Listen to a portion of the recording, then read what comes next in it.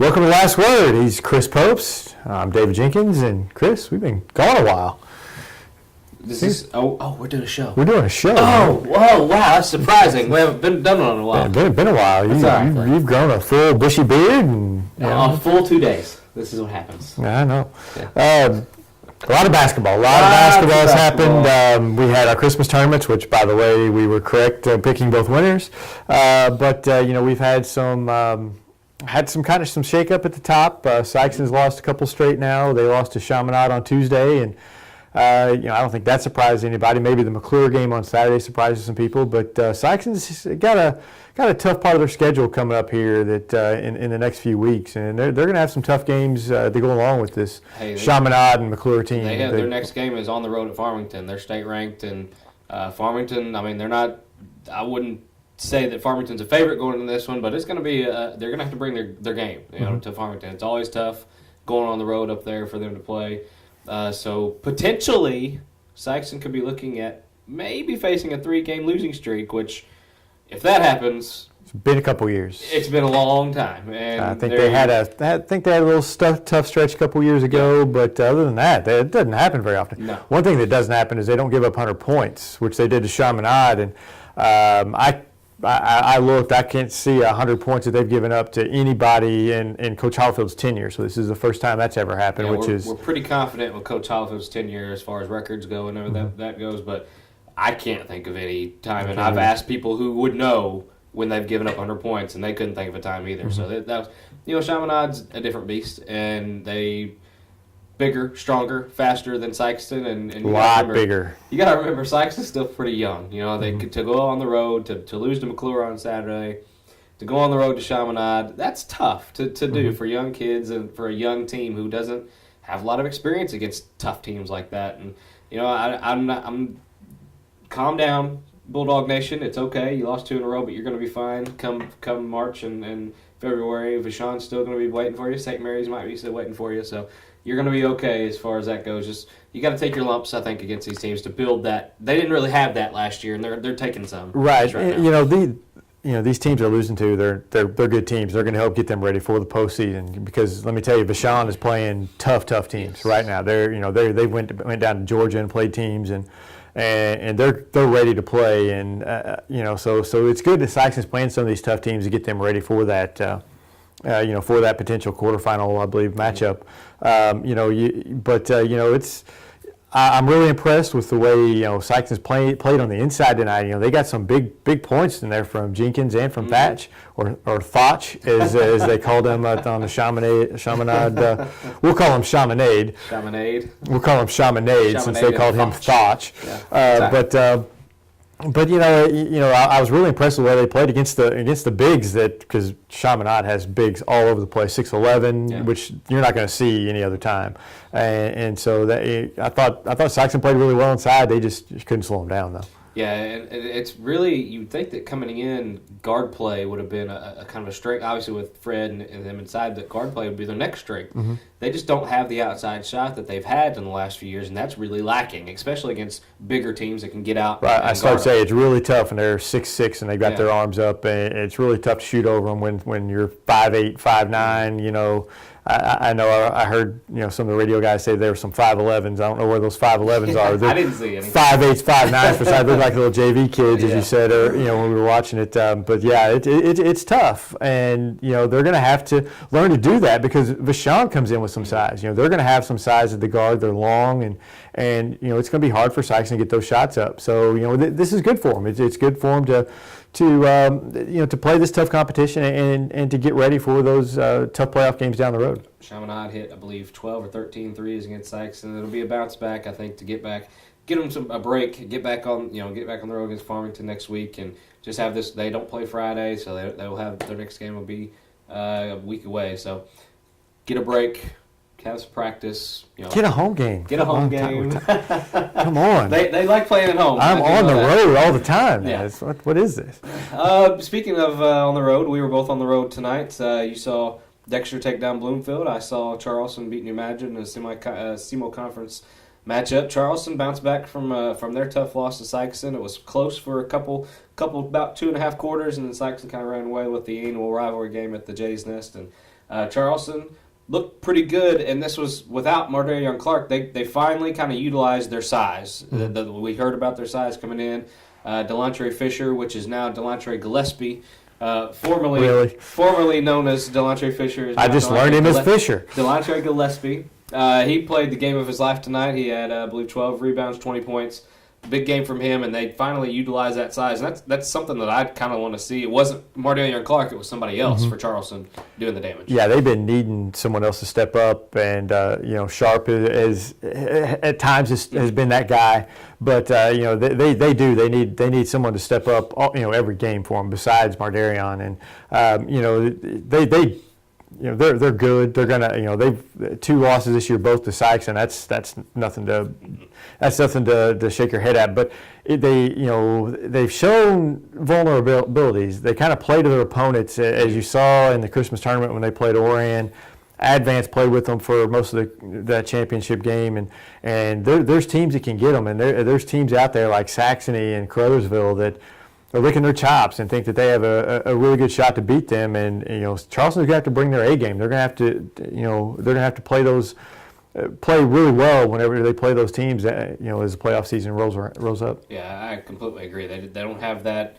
We got them down. Let's keep them down mentality yet. I don't know if it's just a bunch of nice kids. I don't know, but they gotta have that. They gotta have that guy that says, okay, let's stomp down and get him down now.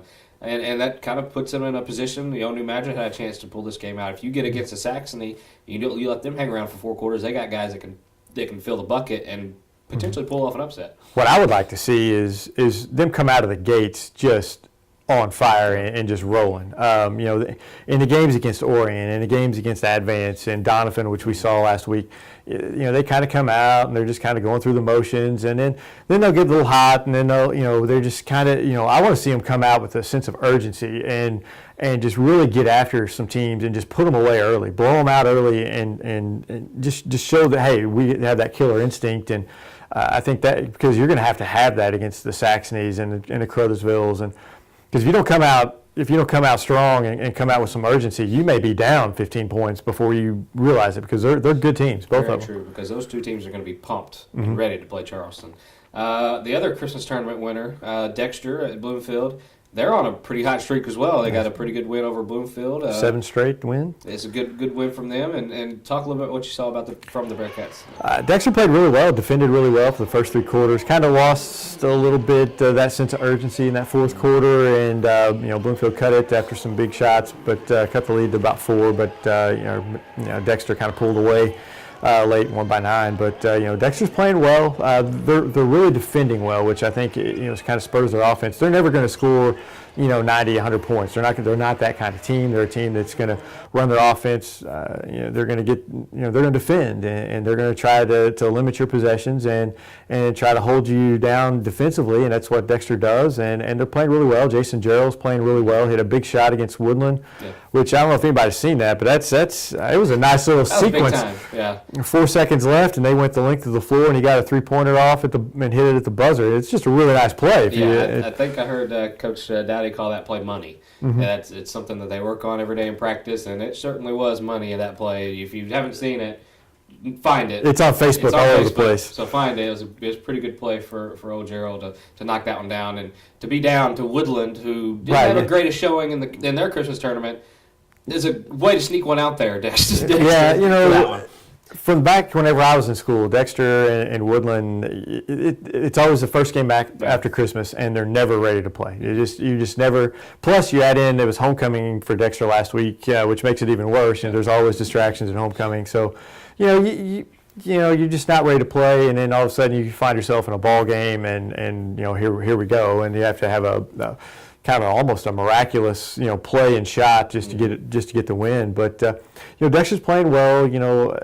The SEMO conference really has them at an advantage. They play some tough games early, but then it puts them at an advantage against the Stoddard County teams. They played a lot tougher competition than what they see typically in the Stoddard County Conference. So it benefits them, and Dexter should win these games. They should do well in the Stoddard County Conference because they play that tough competition to get them ready for it.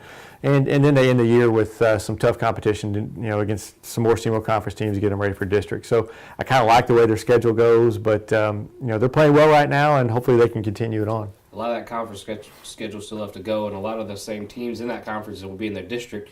Me and you have talked before about potentially, Dexter could be the number 2 seed in that district. Right. They still have Notre Dame and Cape Central. Cape Central has been about as unimpressive as I have seen all year. They're just, to me, they are a huge disappointment to this point. But we've seen them do this before, where they just kind of slug through the season, and then all of a sudden get hot at the end of the year. They certainly have the talent to do that. But to this point, I just have not been impressed with what they've done. Even some of their wins have just been extremely unimpressive. Just the teams they should beat, pretty well, they're just not doing it. Notre Dame, Notre Dame and Dexter played earlier in the year.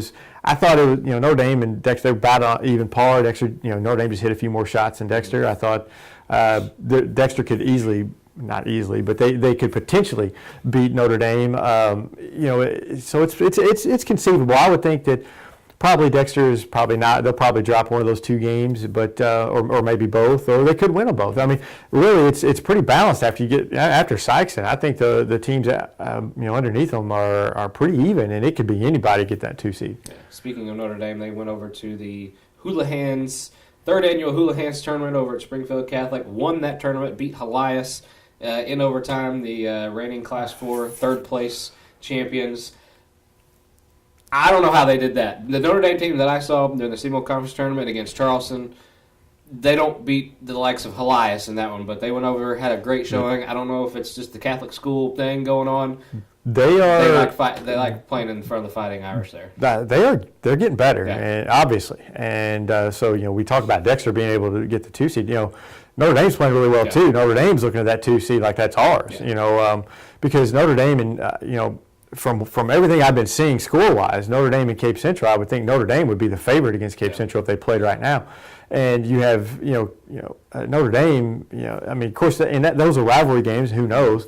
But Notre Dame's playing really well, and I was saying during the SEMO Conference Tournament, that's a team that's going to be good maybe a year from now. But they could be turning it up a little bit. They're young, very young, but they've got some potential there. With some younger guys, the next couple of years they could be pretty good. So, they could just be getting better a little bit quicker than what we expected. Yeah, it sounds like Blake Ballance finally found his stroke. He struggled early. Dawson Dohan in the middle. Mm-hmm. That's a pretty good 1-2 combination if there ever was one around here. So, it's a fun time. We're done with Christmas tournaments. We're thinking conference. We're thinking districts. Yeah, so we got some conference tournaments coming up. Yeah. Scott Miss is coming up next week. I think the week after that, it's the Stoddard County tournament. After that, you have the Boot Hill. It's just one after another coming up in the next few weeks. So the girls' conference, Scott Miss conference, is on the way. Leah Cobble and her Eagles. My goodness, Leah Cobble. Somebody guard her. Who can? My goodness. Who can? It's going to be, honestly, it's going to be very interesting to see Orion. I know that they've kind of toughened their schedule up here in a few weeks. They're going to play Dexter, which, that'll be a good test. The Saxony, they played Saxony in the Delta New Year's tournament and beat them, which opened my eyes. You go and you play Dexter, and if she's still getting 40 points against a team like Dexter, then, and we've got her for 2 more years. Yeah. She's already extremely impressive. She could just go up another notch. Scored 1,000 points already. And she's midway through her sophomore year. 30 games in a career. Yeah, she could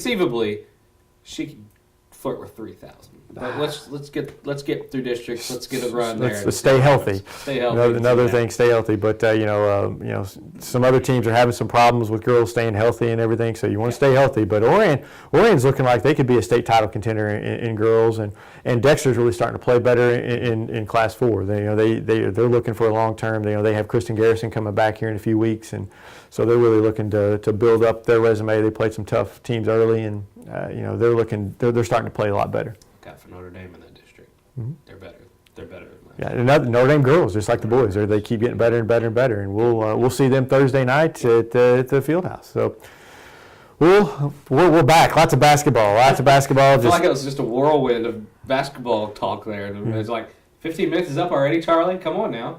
He's been signaling to us for like 10 minutes. Accelerated the clock a little bit. He started That's okay. It's late for us, so we're going to get out of here. We'll see you guys next week on The Last Word.